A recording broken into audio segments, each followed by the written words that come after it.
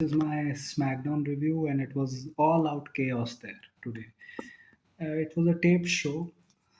I don't know how much should I really talk about this because the main points are that there was a huge confrontation between Cody and Sammy. Then Oba joined in, Jey Uso joined in. Jay had a backstage segment as well where he was the most like rage bait, like listening to him is rage bait. Him saying that he's at the level of Gunther and Cody is like, shut up, man. Like the pow from a 40-year-old man is. And yeah, in the end, Oba and Cody stood tall. Even though I would say Cody's promo with Sammy was very good, and Oba is Oba. But yeah, his one line from Cody about Johnny Gargano being a thing really shows what Johnny is like for the past 5 months, just laying there. Then you had, the Jobbers crew defeating. I think it was a tag team of Candice and some other people. They are irrelevant. I don't care. And apart from that, Paige defeated JC Jane. I don't know what problem does the creative have with Fatal Influence. Fatal Influence gets called up. They get over with the crowd quickly. There are reports that they are like astonished with the reaction. Then suddenly, after that report, they have not won a singles match. Not a single match. Paige and Brie Bella have just been beating them like a drum. I don't get it. Why? Like, what did you like? This has to be some narcissistic, some self-control shit. Like, I decide when they go up and when they go down, because otherwise, why are you treating them like trash? It doesn't make sense to me. Why are you treating them like trash?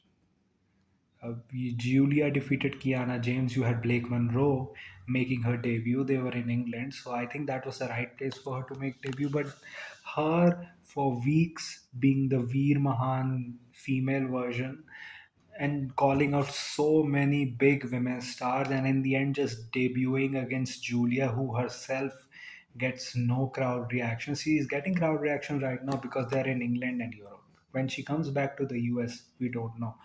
And it's like Julia herself just turned face, so she also needs wins. So I'm like, even if Blake Monroe wins this feud, what does she really gain? It feels like they called her up.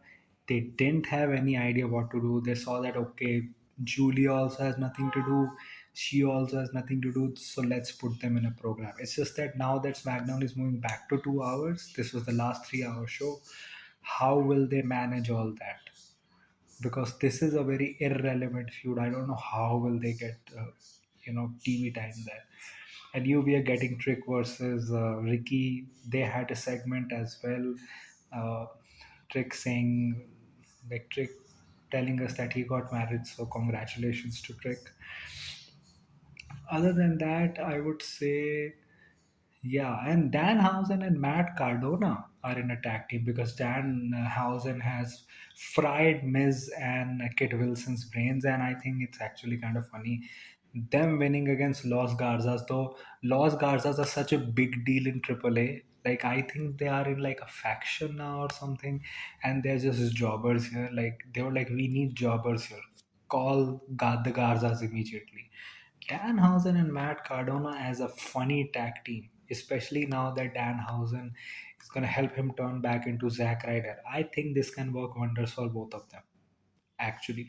But the thing is that this actually shows the state of the tag team division on SmackDown because you already have like a fun tag team in Damien Priest and R-Truth being champions, and now the second best tag team is Danhausen and and Zack Ryder.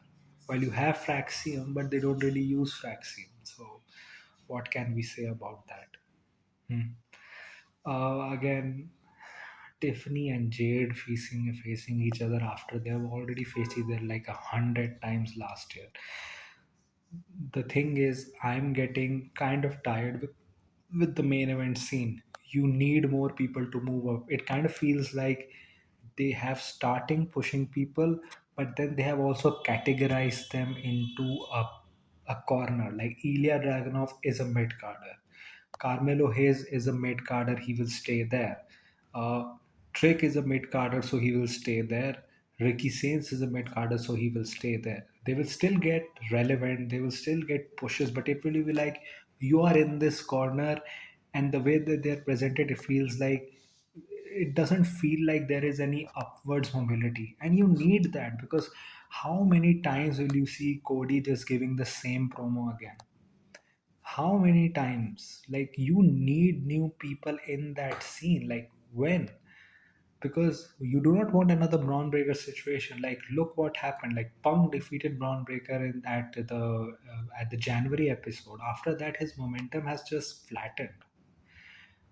Like, he's nowhere near the main event scene.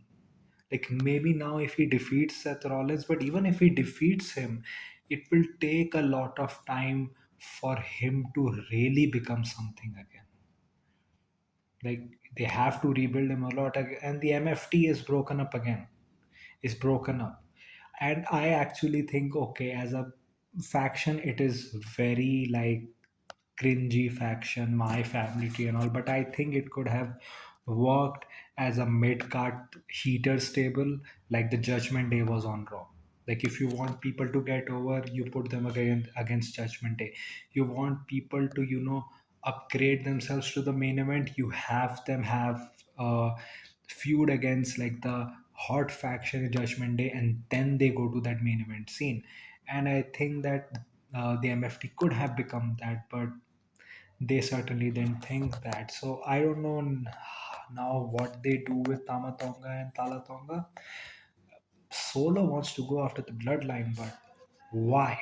You got your ass beaten by them a lot of times. Focus on yourself. I don't know what Solo will do alone, but maybe this can lead to a feud between Solo and Tamatonga, but I don't know how much that will help SmackDown. It's just bloodline bullshit. So yeah, I may have missed some other stuff, but this was a tape show. It didn't really matter. So, what do you think about SmackDown? What do you think about my review? Tell me in the comment section. If you like this type of content, like this video, share, subscribe. If you don't, then share it with those who do. My social media accounts, which are Twitter/X account and my Instagram account, links in the description. So, go follow me on that. My UPI ID link, which is sharpboy.okicici, is also in the description. So, go donate any amount of money which you can.